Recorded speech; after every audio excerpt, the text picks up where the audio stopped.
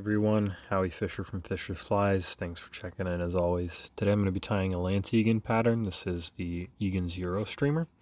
This is really one of my all-around favorite patterns for Euro nymphing and mini streamers. For the hook, I'm going to be using an Ahrex Freshwater 552 in size 10. I like to tie these in 12s and 14s as well. For this size, I'm going to use a 4.6 millimeter bead in silver. For the thread today, I'm going to be using Vivis 140 denier in orange. I like tying in a contrast color, and I'll explain why at the end. So I'm just going to go ahead and get started right behind these lead-free wraps that I've put on the hook. And I'm starting right there just to make an even body. For scissors, I'm going to be using Renomed. If you haven't checked them out, I would highly recommend it. They're definitely the sharpest scissors that I've ever used. They work really well on nano silk. So for the tail, I'm going to be using Marabou in olive brown. You can just use regular olive if you'd like. I'm going to go ahead and grab a couple fibers, probably about a dozen or so from the stem. And then I'm just going to pluck them off the stem, and I'm going to tie them in about 2.5 lengths of the body.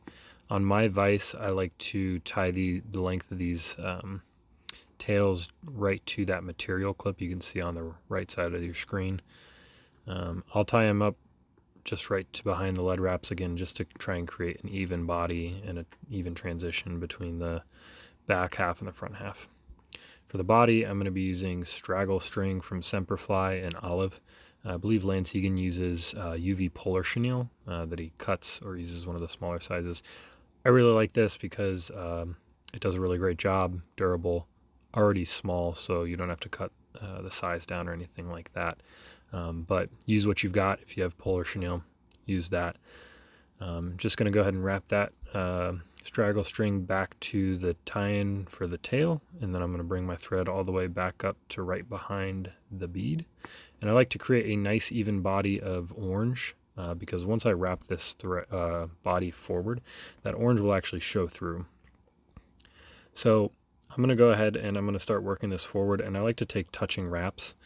And even with touching wraps, you'll still get a little bit of that orange showing through on the body, and it just creates a really unique body, especially when you tie this in black or white, and you use, I like to use red thread for the underbody and the hot spot.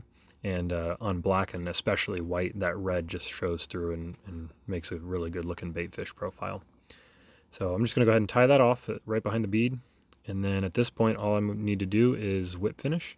I'm going to do a couple whip finishes, one for durability, but two also just to build up a nice little hot spot right behind that bead. Once I've done that, I'll cut my thread off. And I'm going to go ahead and use Solar as bone dry, but any head cement will do. But definitely want to make sure that you get that on there so those thread wraps don't come undone, and it'll make that fly just this much more durable. So that's it. This is Egan's streamer, tied in a slight variation the way I like to tie it and fish it. Go ahead and tie them up, fish them. Let me know how you do.